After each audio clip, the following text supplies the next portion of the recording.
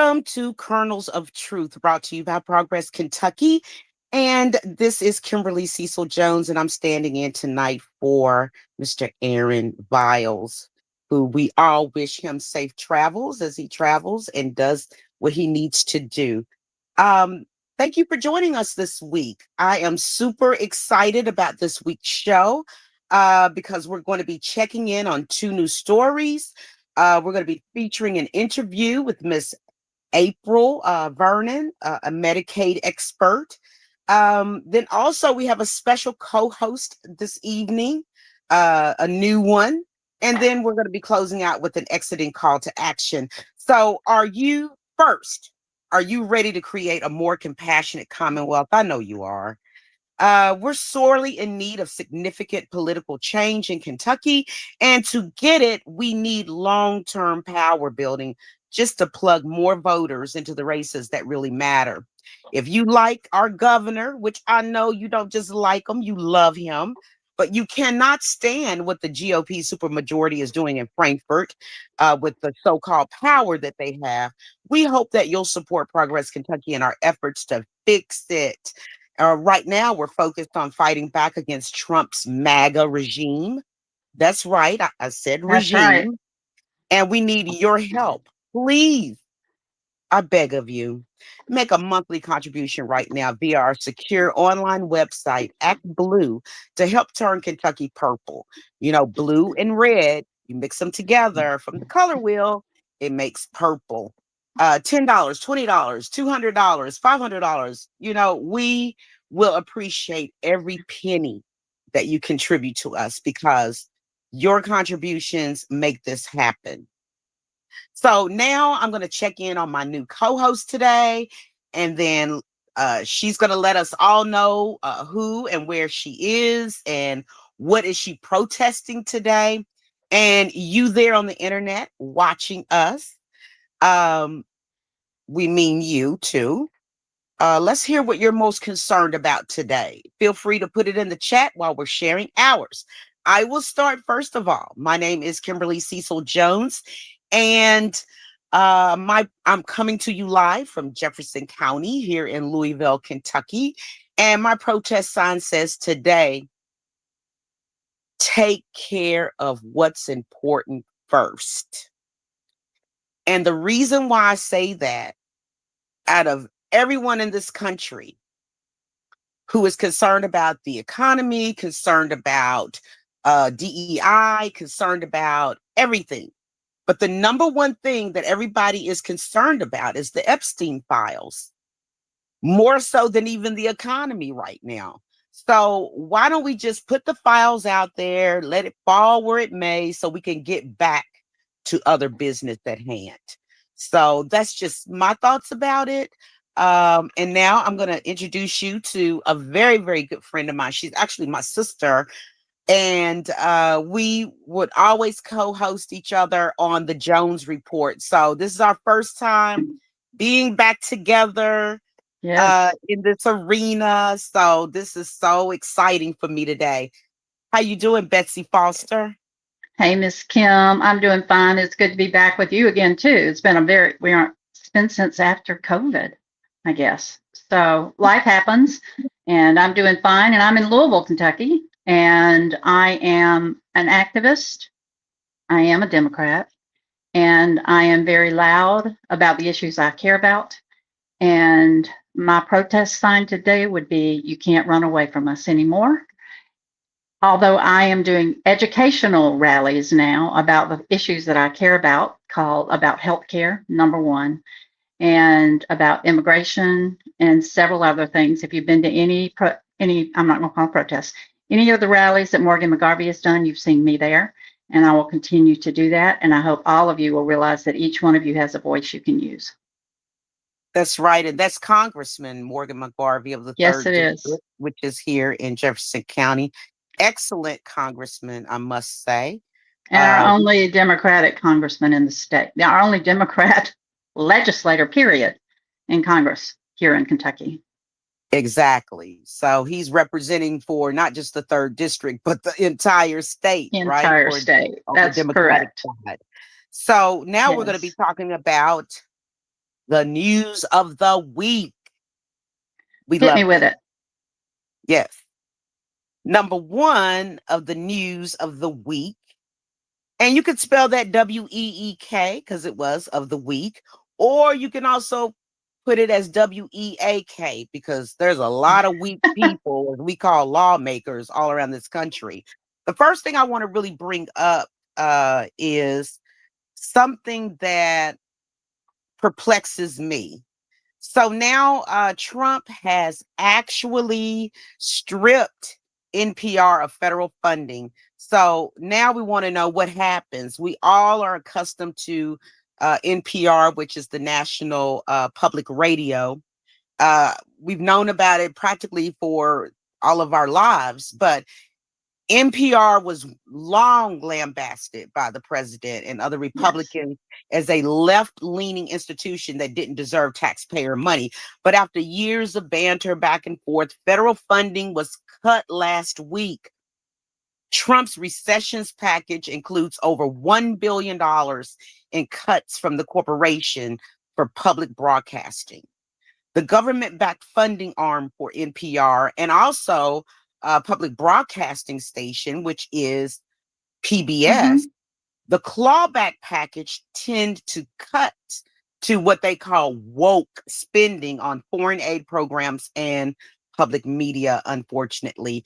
As Republicans finally yanked federal money from NPR in a move that advocates say was long overdue. And I'm like, what advocates were these? Because I don't know these people. So right now, what do we say is going to possibly happen? Um, we really don't know. Does that mean that we're going to uh cut local stations like Louisville Public Media, LPM, that's here in Louisville? We really don't know what's going to happen with this. We really don't know why they were perceived so much as a liberal biased organization, and this Trump's recession package is going to really and truthfully do the opposite. Whatever he does is the opposite. What do you think, Betsy? Well, I'm glad that Sesame Street found a new home. But the real issue here, Kim, stems back to diversity. They don't want anything that shows any inkling of people being able to get along with people who don't look like them. They also would like to create such a debt in this country, and they don't care where they cut the money from. They want to create such a debt that it triggers what is happening with Medicare and Medicaid. And we'll talk about that later. By not cutting actual services, they're just cutting the funding because the Constitution is going to require it because of the amount of debt they've accrued. So we can talk about that later.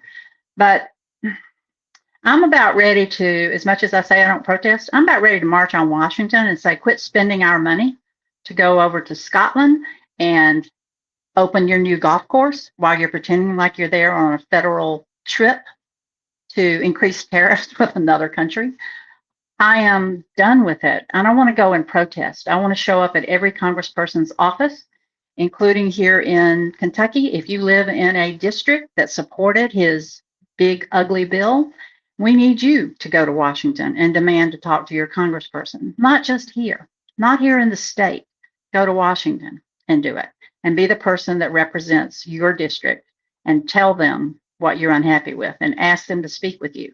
Most likely they won't. I've gone to Washington many times to talk to Mitch McConnell. Never saw him once. Did get a letter from him once saying that he was busy on national matters and could not take the time to talk to constituents from Kentucky when we were there. That's not okay. But you know what? We continue to push. So here you can hear more about that later, Kim. I'll come back and talk about that another time. But that's my next goal is to go to Washington and say we're not you can't ignore us anymore. So Exactly. We're not going to take it. That reminds me of a song. that's right. Let's sing it. You know, you had a good voice. Sing it, Kim. No, I do not. I do not. We're not Liar. going to take it That's right. anymore. That's That's right. from the 80s. That was my era, the 80s, when I was in high school. So the other thing I just wanted to bring up very quickly before we get into our other stories. I don't know if everybody knew or not, but there was a lot of chatter all across the country that former Vice President Kamala Harris, that she was going to actually run for California's governor. But the information came out, big news, breaking news. She says that she is not going to run for California governor in 2026. So I don't know if some of this is coming from her unsuccessful presidential runs in 2020 and 2024. I forgot all about she ran in 2020 because it was Right. so tumultuous what went on in 2024. But she said that quote, over the past 6 months, I've spent time reflecting on this moment in our nation's history and the best way for me to continue fighting for the American people and advancing the values and ideas that I hold. She said she's given a lot of thought to the people of California for the privilege to serve as their governor. But she says, I love this state, its people, and its promise. It's my home. But after deep reflection, I've decided I will not run for governor in this election. So she just said, she went on to say basically that she has extraordinary admiration and respect for those in public office, adding that America must be open to change in new ways. And so she also said, for now, my leadership and public service will not be in elected office. But she says, I look forward to getting back out and listening to the American people, helping elect Democrats across the nation who will Yeah. fight fearlessly, sharing more details in the months ahead about my own plans. So some people are still saying that she may run in 2028 because so far Mm. on the early polling of the Democratic political landscape, you have Harris as a strong contender for 2028, along with former Transportation Secretary Pete Buttigieg, California Governor Gavin Newsom, Pennsylvania Governor Josh Shapiro, and New York Democratic Representative Alexandria Ocasio-Cortez, among others. However, in Vogue magazine, it said that our own homegrown That's right. Governor Andy Bashir was the front runner. They're so mystified by him, and good reason to be. How do you sustain your governorship in a totally red state? Like we're real red. Like we've been out in the sun, sunburned red. Okay, kind of a state. And how does he continue to get elected? He had to have Republicans voting for him as well for him to be our governor. So they're kind of mystified by him, but I kind of knew that former Mhm. Vice President Harris was not going to be running for governor of California. I just kind of felt like, is that like a step down? I mean, like you were the vice president, you ran for president, like you really gonna run for governor? Uh, but it's true, you can make a difference in this world, even not being an elected official, right? Right. Actually, I think that is the best role for her because we do not have enough people in Washington, as you know. California does have a significant blue power there, and she doesn't need to be there to do that. But what she needs to do is help us to elect people around the country, both for the presidency and to get more congressional seats filled and Senate seats in 2026 for the House. And when is I've forgotten, when's Senate elections? It's 2026 too, right? To replace Mitch. Exactly. Hmm. So we've got our work cut out for us and not a very long time to get it done. And we need powerful people who can move people. And Kamala can do that. She has the numbers. She can make sure to appeal and get the right people out. That's what we have to work on. And that's what she'll be good at. That's what I believe. So bringing up into a story that you're going to talk more about, and that's Fancy Farm. I mean, I'm hearing a lot of things in all different kinds of directions. And over the past few years, I've heard more and more Democrats, independents, things like that say like they're not really interested in going to Fancy Farm. It's not the same anymore. Um, so the KDP Executive Director, her name is Morgan. What's her last name? Eves. What's her Eves, last name? Eves. Yeah. Eves. Yeah. She's saying that actually, you know, there's not a big impact for Democrats as far as Fancy Farm is concerned. It's really not relevant anymore to actually winning a race, or is it? What do you think? So I've never been to Fancy Farm. I have watched it, and I've seen some great speeches for some people from the Democratic side there. But in reality, it's an echo chamber to me. It's an echo chamber not for our side, for the other side. And there is no convincing people there to change the way they're going to vote. It's too loud. It gets ugly. So I can understand why they are saying that they don't want to put the effort in to do that. However, on the flip side of that, I almost think that we have to go down there and speak, even if it just gets recorded and shared on YouTube, which is where most of the things that did happen well there happened. But I completely understand that it's not the same as it used to be, because that used to be where people said, oh, this person's going to be in the league. This is the person that we need to elect. That's not the place for that anymore. It really is just an echo chamber for the GOP, as far as I'm concerned. I remember one year, Betsy, you were there as well. We didn't go to Fancy Farm. We went to the not so fancy farm, and that Yes, was in Chicken Bristle, Kentucky. And we were at yes. my Breuer's farm, and he had like this really big cookout, grill out that had Hmm. everything. All the vegetables came from their garden. The meat was delicious. They had everything there, and he called it the not so fancy farm picnic. Right. Which is what I think the fancy farm used to be. But actually, Kim, that's a good point. I'm glad you brought that up because that's what we all need to be doing. We don't have to go there to have a fancy farm gathering. What we need to do is do it in our communities and invite people from the community to come and listen to the people who are running. That's what we need to Exactly. do. That's what we need to do. And I So think I would that is the perfect encourage option. anybody out there to do that. You don't have to ask for permission. You can just do it. And if you have land or you have family that has land, you can do it yourself. You don't have to ask anybody for permission. Um, you can even start small in your homes. Because I did this during COVID when we couldn't be close to anybody. We had a lot of elections going on. I had a friend invite candidates to her outdoor backyard, and they would come and visit with people in the neighborhood and talk about their candidacy. I'm going to be doing that again. And we can all do something like that. And believe it or not, the candidates will show up. And if they don't, let Kim know. We'll reach out to them and say, you know, Where you at? Where you at? get yourself over here right now You know how because I am, don't you? She that's knows me, right. ladies and gentlemen. She knows me.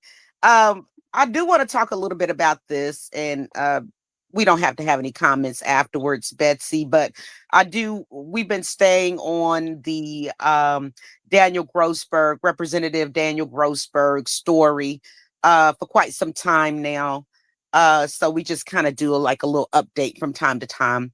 So right here, I'm taking this straight from the Kentucky Lantern, our good friends there at the Kentucky Lantern. It's basically saying that the embattled Democratic state representative, Daniel Grossberg, wants to take his case against the Kentucky Legislative Ethics Commission to file court. But the attorneys for Grossberg, he's right here in Louisville, filed a motion to dismiss his case in Franklin County Circuit Court earlier this month. The commission found probable cause that Grossberg, who has been accused of inappropriate behavior toward women, committed ethics violations. So Grossberg's attorneys were writing that underneath the constitutional rights, Seventh Amendment, that they were violated, which prompted the request to go to federal court. The argument relies on a 2024 U.S. Supreme Court decision involving the Securities and Exchange Commission, known as the SEC, which said that when a commission seeks civil penalties against a defendant for securities fraud, the defendant has a right to a jury trial. So I'm saying to myself, what does that have to do with the tea in China, so to speak, with the SEC? But it says here, Thomas Clay, which he's a bad mamma jamma when it comes to suing companies and stuff like that. He has gotten multiple lawsuits won against the city of Louisville, against GE, different big companies. Thomas Clay, he is never scared. He was also one of the attorneys in that debacle and horrific uh, program that the Louisville Police Department had. I forgot what it was called, where it was found that multiple children had been sexually um, molested and things of this nature by actual police officers. So Thomas Clay was an attorney towards all of those parents and victims, and he got all of them paid. Let me tell you, they were paid handsomely. But Thomas Clay is telling the Kentucky Lantern that the 2024 decision says if an administrative agency acts as judge, jury, and executioner on a citizen, then the citizen has a right to a jury trial. The High Court ruling may impact other administrative agencies with internal trial boards, like the Kentucky State Police. So this 2024 ruling, which was originally for the SEC, could actually change the game for everybody. So the Legislative Ethics Commission also wanted to dismiss the case in Franklin County. It argued that Grossberg's complaint against the commission did not state a claim for the court to grant relief in the lawsuit and failed to demonstrate standing.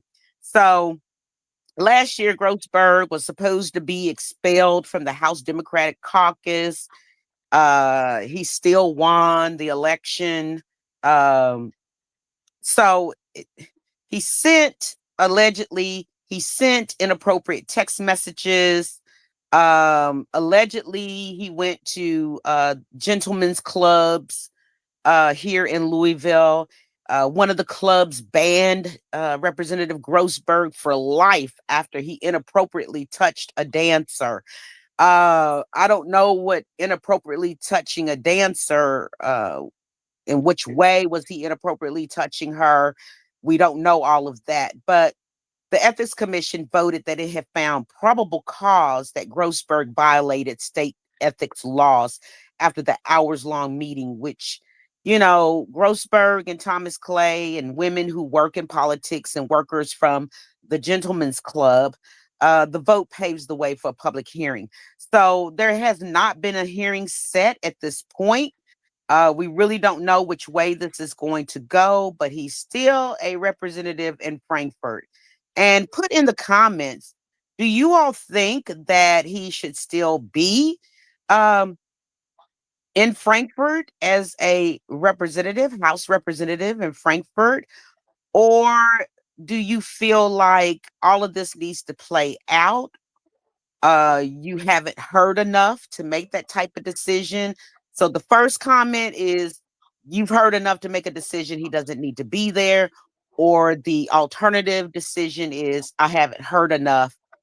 I'm going to have to wait to see if he still belongs there. So I'll be very interested to see your comments and your concerns about it, because this has gotten heavier than what I ever thought it would be. So that's where we are on that.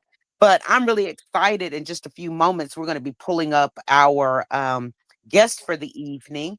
But Betsy Foster, Yes, ma'am. this feel tonight, you and I back together again. It's nice. In fact, I'm thinking you're going to have to come on my show in the Yeah, near what's the future. name of your show? Girl, you're going to have to actually be on camera, though. Or I won't let you come. It's going Okay. to be called the Town Hall. So it will be about political issues, but not about political parties. It will be about educating those who may not understand how they're being harmed by the big, ugly bill. And it will be to answer questions and through guests that I'm going to have on, helpfully explain the situation and why we're fortunate we have 2 years to go, but we also are unlucky that we have 2 years to go before all of this starts. That's not a lot of time. And what we have to do is be able to flip the House and the Senate so that we can change those things. So I would love to see you guys on y'all town hall sometime in the near future. Most definitely. So you're going to keep us up to date when it's going to be starting and how we can all look at it, right? So we can Absolutely, make I sure will. to tell the viewers and listeners as well. Um, Yes. One thing I do want to ask you, just your personal opinion right now. Okay. If you were to give the Trump administration a grade right now, how they are doing, and I know it's going to be like a F and beyond, like, he deserves an I, Yeah. no, he deserves a Z. But between an A to an F, what would you give them? Honey, he's an F all the way across, everywhere. And I watch every day. I can't watch the regular news because I don't trust anything anymore, but I keep up with what's going on and I cannot find one good thing that he's done. And I've tried. So, no, I haven't really. Let's be honest. I haven't. But if you remember John Yarmouth, who was our former congressman here, Hmm. wore the big red F pin from the NRA because he would not support any of the NRA things. We need a big, I don't even know if it needs to be red. We need an F pin to wear to show that we don't support Donald Trump. That's the way I feel about it. He is failing. He is failing us. He is failing everybody in this country, and he's doing it for personal reasons. It has nothing to do with the lies he told the people to get them to vote for him. And he misled them. And it's our job to make sure that people understand that so that we can fight back in 26. Is that good enough for you? That's excellent for me, but I got a little bit of information for you. What? So, and you'd never guess. I'm getting this information because polling Peter is says it should be purple. Go ahead. I'm sorry. there's there are polling right now that signals major changes in the GOP at this point, such as polling is now showing a drop in support among Republicans under 50, with some college Republican groups reporting departures following disagreements about military and financial aid to Israel. Wow.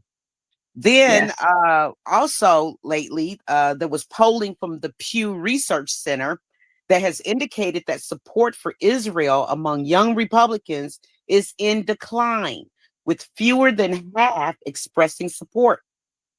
So I'm going to just say the shift has appeared to be driven in part, I would say, by increased reliance on social media over Yes. traditional cable news, as well as growing skepticism of U.S. foreign interventions. And also, I can honestly say the debate over continued American aid to Israel has revealed deeper divisions within the Republican Party, particularly amongst its younger base. So, wow. We also have to be Wow. careful though, because all of a sudden, Trump's saying, "Hey, Israel, you need to give food to Gaza." Is that because he really sincerely is worried about those people? And I'm glad he said it to them. Or is that because he's trying to get people back? Um, so he also, you'll find this funny, Kim. I just saw this today and I don't know when it happened, but Chuck Grassley, Senator Grassley, was Yeah. upset because I saw a video of him saying he was upset because Trump said mean things about him, not supporting him.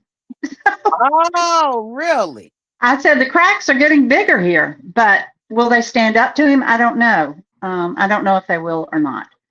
When push comes to shove, do they just not show up and don't vote? If that's okay, we could still probably win, but I don't know. We've never had anything like this happen before.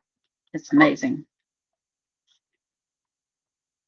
Girl, I'm just looking over, breaking news or whatever, and it Yeah. was supposed to be a Secret Service agent that sneaked his wife. Uh, well, actually, it says he smuggled his wife aboard Air Force One. Like, I don't care about that. Um, oh, the one person that's not scared of Trump? Melania? No, who? Jerome Powell, girl. I Oh saw yeah. I saw Yeah, an interview or whatever, and he was constantly correcting Trump and everything. He was not playing around. I was like, okay, I don't think Trump has any jurisdiction he doesn't. over the feds, which the Federal Reserve, a lot of people don't know this, the Federal Reserve is not part of the government. Right. But we'll get into that on a whole other day. I'm excited to bring our guest on tonight. I know you and her are going to have a good time tonight. I brought you on at the very, very good time. So our great guest is a Medicaid advocate. I call her, we call her expert, Miss April Vernon. How you doing, April? Very good. Hey. Thank you for You having me doing good? tonight.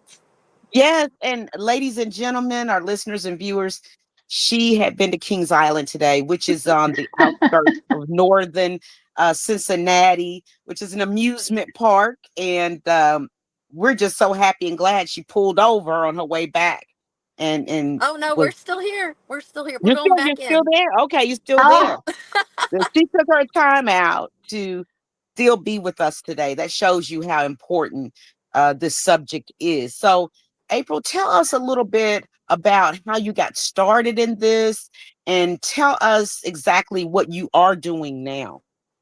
Well, the reason that I feel that I've become an advocate and an expert is this little guy sitting back here.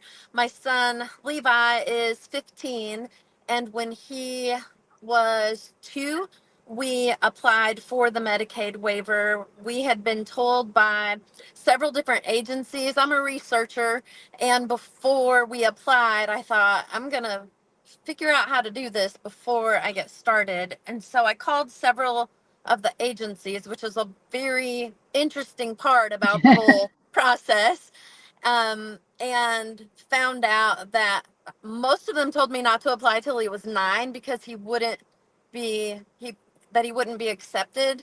But once I found out what the qualifications were, I applied when he was 2, and he was accepted because he did qualify.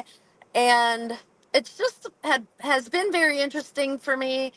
um I guess for the viewers that maybe haven't heard of the home and community based waivers, the Michelle P waiver is what Levi is on. And we're so incredibly thankful for the way our family benefits from it. But it's the result of a 2002 lawsuit between the Cabinet of Health and Protection and Advocacy. And really, the question was, if you will pay for our loved ones with intellectual disabilities to get services, to get therapies, to get their medical needs taken care of, their adaptive equipment, and their one on one care for safety and other needs paid for, if we stick them in an institution, why wouldn't you mhm. pay for those same things for them to be in their homes with their loved ones, going to their libraries and their bowling alleys and their movie theaters in their own communities, and giving that money to your own communities and saving all of that money in your own state. So that's where it came from. And the waiver is that you can get those services even if you don't have the typical qualification for Medicaid. Our son's intellectual disability qualifies him for Medicaid. So you don't get information when your child is diagnosed with an intellectual disability. We didn't get any information whatsoever. And he he was over a year old when I was having dinner with a parent where she just mentioned it to me. Like, really? Really? Because we're paying a whole lot of money for all of this stuff for him. I had no idea.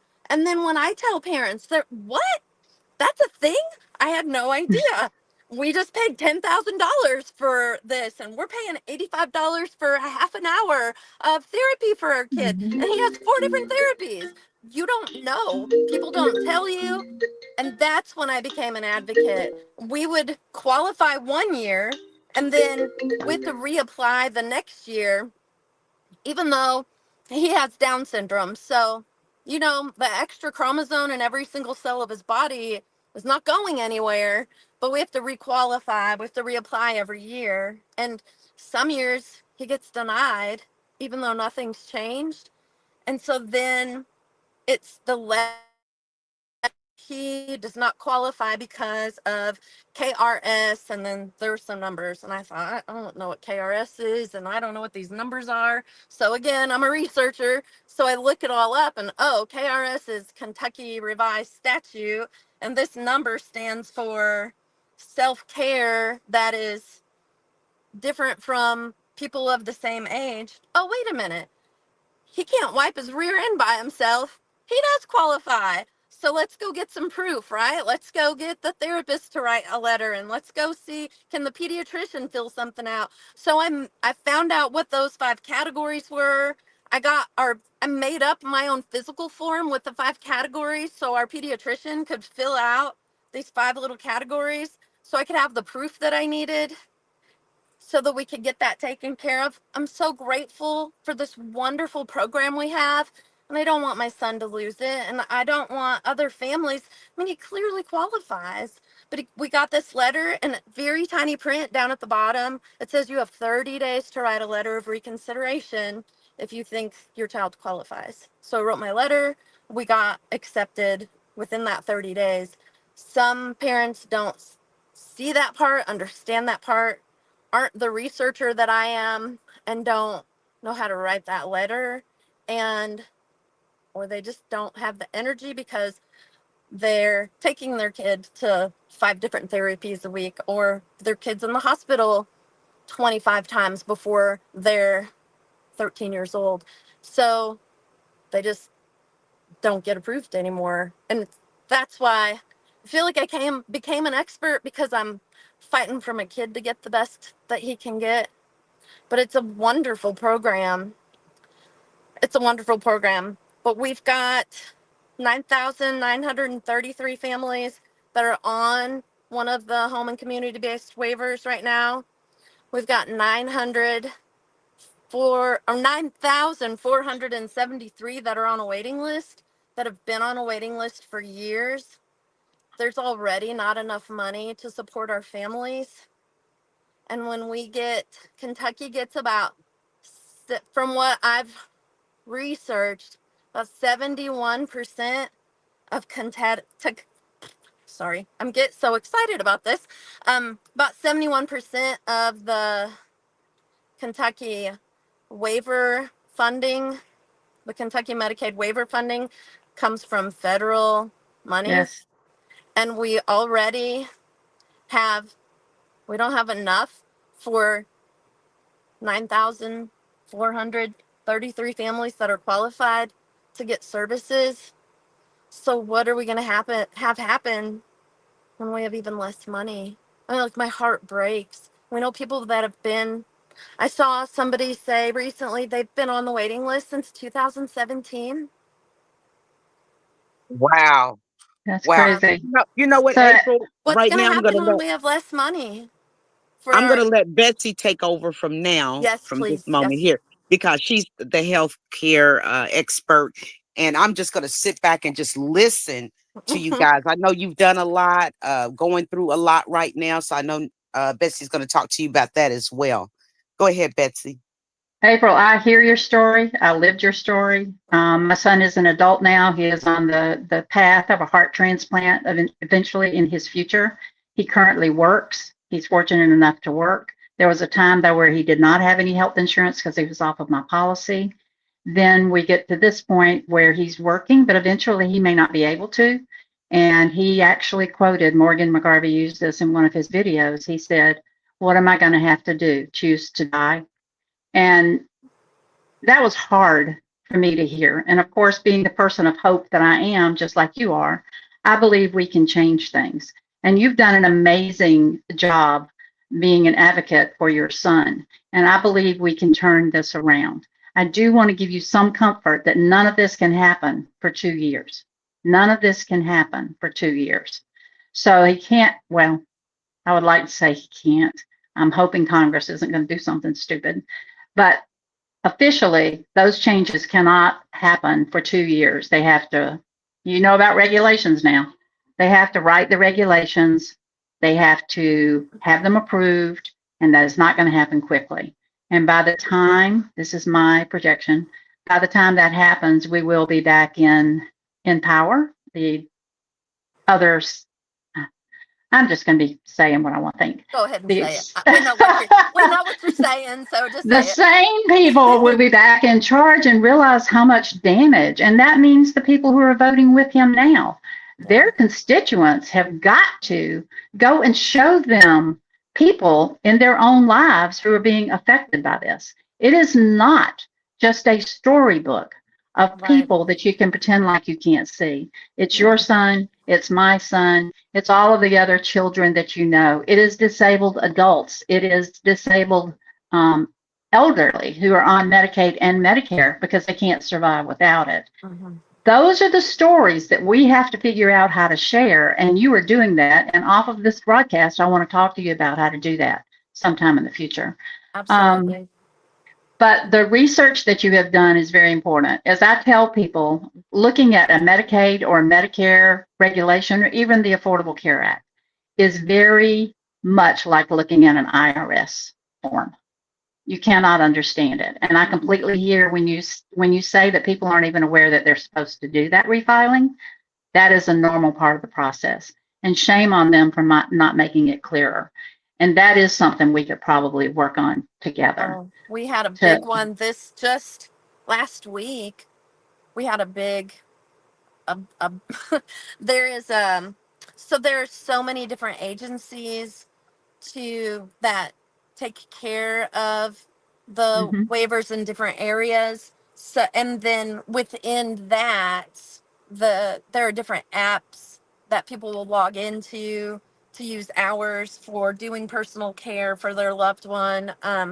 So unbeknownst to us, and I know the caseworkers are just really worked hard, have huge caseloads. So apparently I was supposed to have been told that it was time to redo a tuberculosis assessment paper. I was not told that it was going to expire. I was not told that there was supposed to be a new one. I now have that on my calendar so it doesn't happen again, but it was not my responsibility to keep up with. And anyway, I was completely locked out of the system, not allowed to log in. And I mean, we're looking at like, it was $766 that just, you can't even log in to the system to do that. I don't know what other type of job that would happen with. But then again, doing some research, talking to another parent, we help each other navigate the system. I was able to find where it says whose responsibility it is, write a letter, send it to the correct people, and then get it turned around. Okay, because you have the proof, then we're going to take care of it. But it's just things like that all the time. Something new every day. You think you know, and then something else shows up. Yeah, and the parents are wonderful to support each other, and it's such a great program. But I feel like the caseworkers are spread really, thin. They've got huge caseloads with a lot of people that they have to take care of. Also, it's tough, but it's wonderful to have those services and the support for our children. I know that we would not be able to pay for my son to be able to do all of the therapies and get all of the support and even the adaptive equipment that he got in order to be able to learn how to walk are things that we would not be able to do that otherwise. You know what I admire you the most for is creating that form to put the points on there that you needed to get across that they needed. It's looking Do you like remember I that? may have an unstable internet connection. It says. Can you hear me? Can you hear me? Kim, can you guys hear me? I may be the one that's having a problem. Kim? Hello? Can you hear? Kim? Uh-oh. April, can you hear me? I can hear you. All right. You still got me? Yeah, I can hear you. Can you hear me, April? Now? Can you hear me? Kim, you can hear me? Yes, I can hear you. Okay. I'm going to take myself off camera so I can just hold the phone. And actually, Peter, can you take me off camera without me messing up the show? So, April, can you hear me now? Yes, ma'am. Okay, good. All right. So, the form that you created to put the Yes. answers to the particular questions, Mm-hmm. that is something we need to do more of. Not necessarily for the state because they want it in their prescribed forms. That Right. is the reality. The federal government's like that too. But more of that would be helpful for everybody, I would think, and Mm-hmm. regardless of what their condition was. So I want to tell you how much I admire you for doing that and breaking it down so that they understand it. Well, That is I a great appreciate thing that. And to it would do. be nice. And there's some Facebook groups where parents share some of their Mm-hmm. things to help. I shared the important points for the letter for all the other parents that had been locked out of that system. Um, I also have a template for a letter for anyone who has been denied that is qualifies so that they can write KRS. These are the qualifications. So these are the reasons my child does qualify. So that's something that I have if any parent wants to get in touch and find that. So do you have Earlier, a statewide network of parents? Do you have a um, statewide network of parents at this point?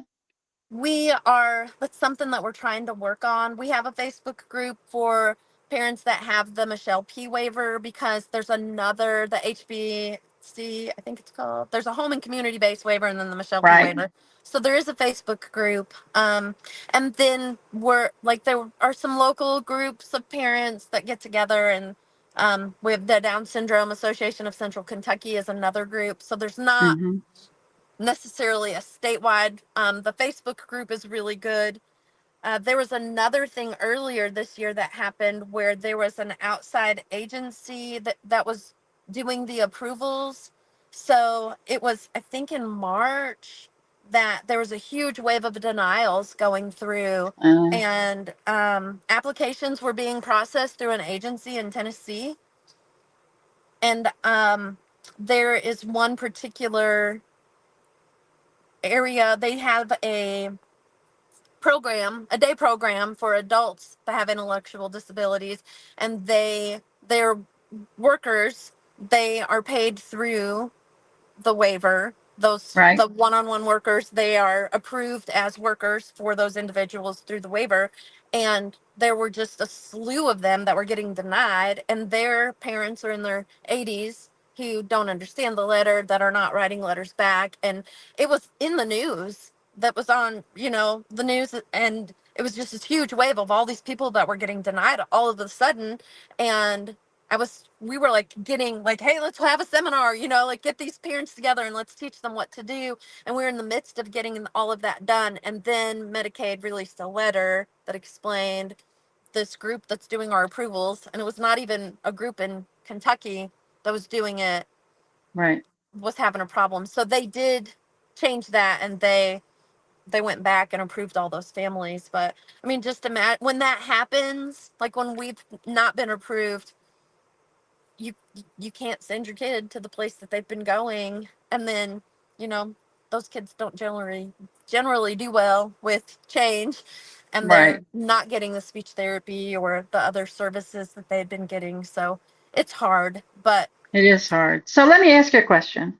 yes, We ma'am. have about 10 minutes left here. Yes. I want to make sure you get your message across. How can the people who are watching the show today help you to get the word out? What would you like them to know, and what kind of actions would you like them to take? If you had your dream world, what would you like for them to do? Well, I've been thinking about this a lot, and I'm glad you encouraged me about these cuts, maybe at least being slow. Um, my big concern is that if, I mean, really, actually, already, I feel like with the funding not being there my heart just breaks for all of these families that should be getting the same service that we are. That, I mean, one, don't even know about it. Two, are on a list that they're already approved, and there's not enough money. We have the same amount of people that have it, pretty much, are the same amount of people that should have it that can't have it. But I think we're really just undermining the Americans with Disability Act because we're pushing them away from having what they need to have. Um, so I really feel like we need to push our state and federal lawmakers to delay implementation. I think our governor has been so good to Yes.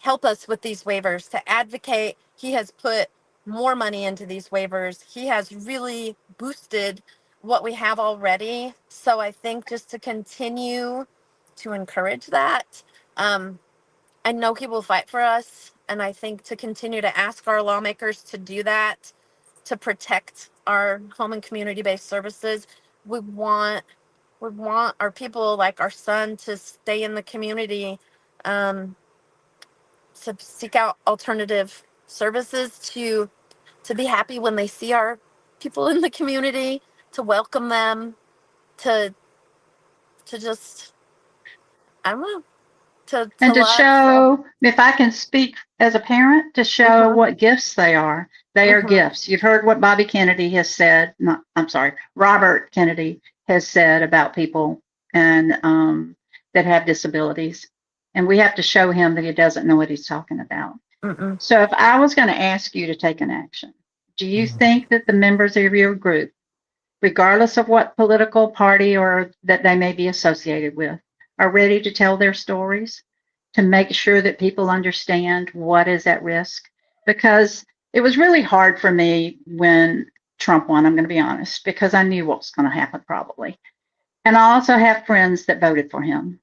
And it's very difficult until now.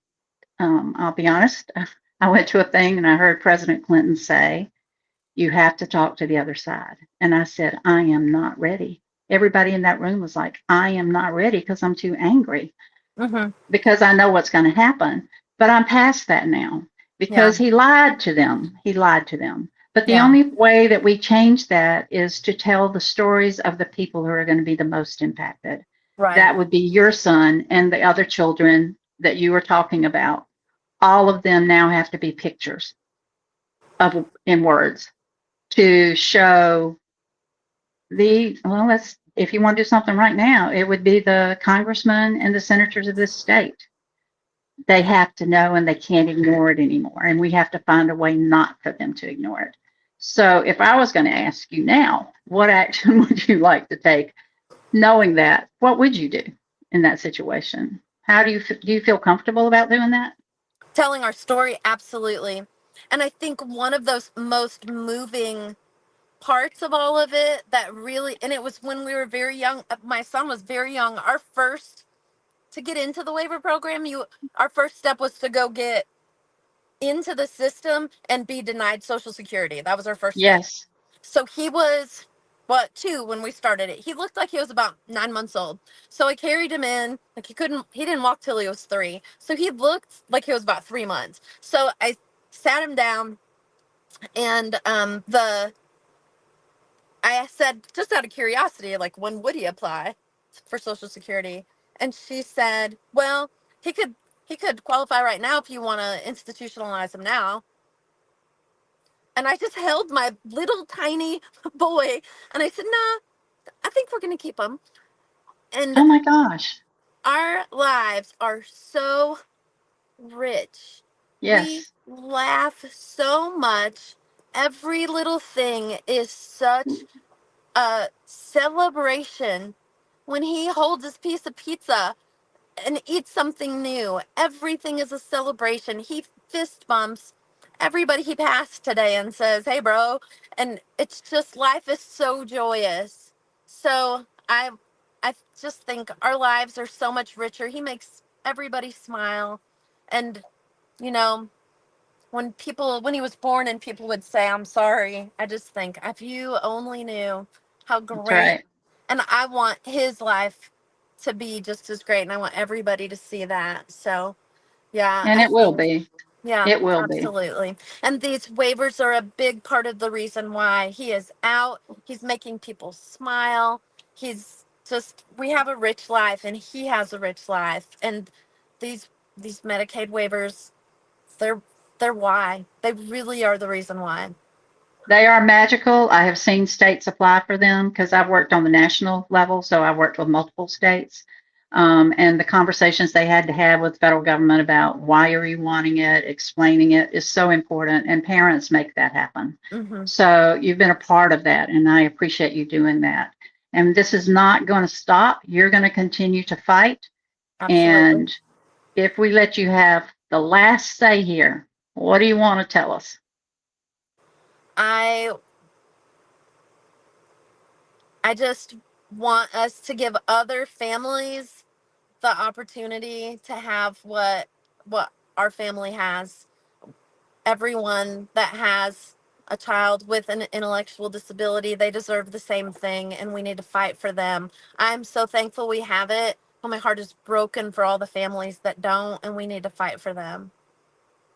And we need to tell people about those families because I don't think people are aware. You Right. are because it's personal to you, but we need to create a picture of what that looks like.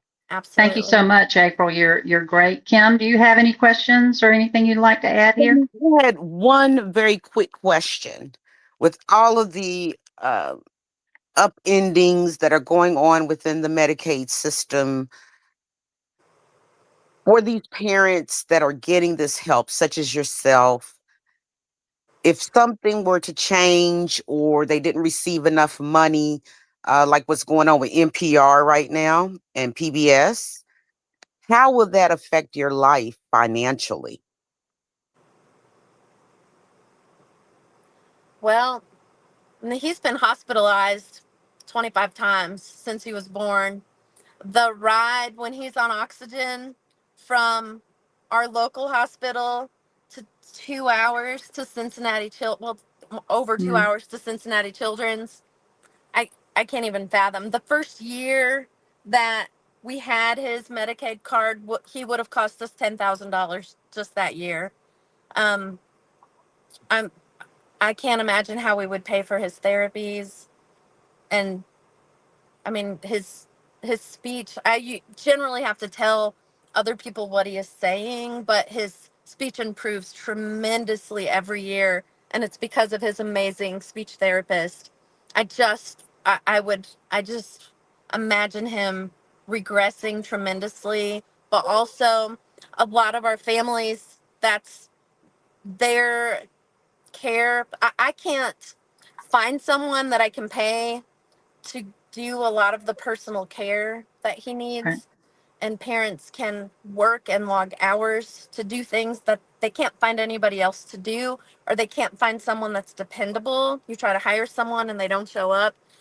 You can hire other people to do those things, which is wonderful, but not everybody can find someone to do those things. So, I mean, I, it's a lot to think It, about. it's That's a got to tough. be a hard thought. It It's is got a to be a horrible hard thought. thought.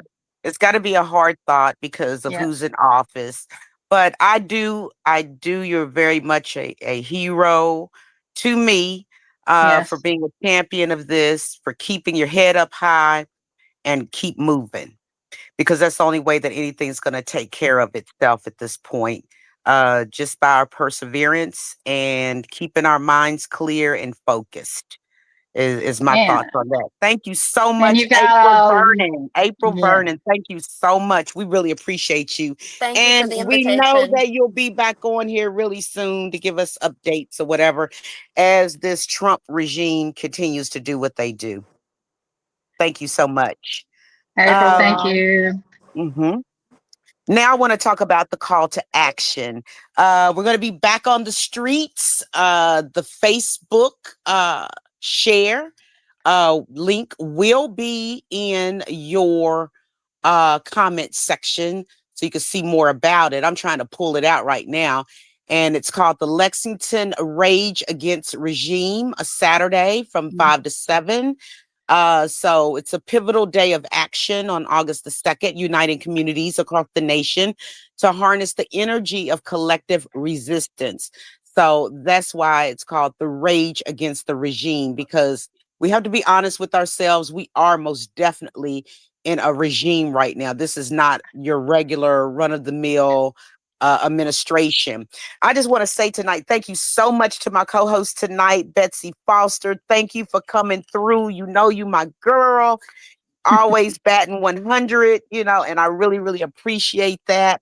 Um, and then also to our guest, April Vernon. Wow. She's great. What she Great. has been through, and still she has the perseverance, the energy, the enthusiasm to keep going. And her son is the most well-behaved young child I've seen in my life. I just want to put that in there That too. is so true. So true. Excellent mama, right? Excellent mama. Mhm. But Progress Kentucky is a nonprofit organization registered with the Kentucky Secretary of State and organized as a 501c4. We are affiliated with the Indivisible Project and the Commonwealth Alliance for Voter Engagement, known as CAVE.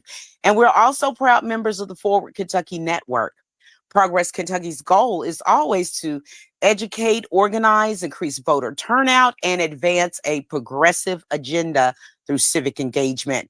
Please join us next week for our 222nd episode. We're going to have a spectacular guest. I don't have that information right now, but we always have the best of the best right here on Kernels of Truth. Production of episode 221 was by our very own Parker Williams. He's always holding it down. And I was just firing away these text messages to him, do this, do that. And it was done on point all the time. So thank you so much, Parker, for your contributions. Nate Orshan, he wrote and performed our theme song. You can find more information and music at, everybody say it with me, natosongs.com. That's natosongs.com. And if you miss our weekly live stream on Facebook or YouTube, do not fret, my pet, because audio podcast and our show notes are available on Apple, Google, Spotify, and just about wherever you get your podcast. And when you do listen to the podcast, I know we're always asking for something, but hey, it helps. It helps the situation and the systems that are in place right now. Please leave us a 5-star review. It helps with the algorithm. You know how it goes. And also share this show out tonight to everybody that you know. Post it for us. Send it out. It's so imperative and important. There could be some parents right now that do not know that they may qualify for this home-based program. So same time next week, same bat channel, same time. But in the meantime and in between time, have a good rest of your week.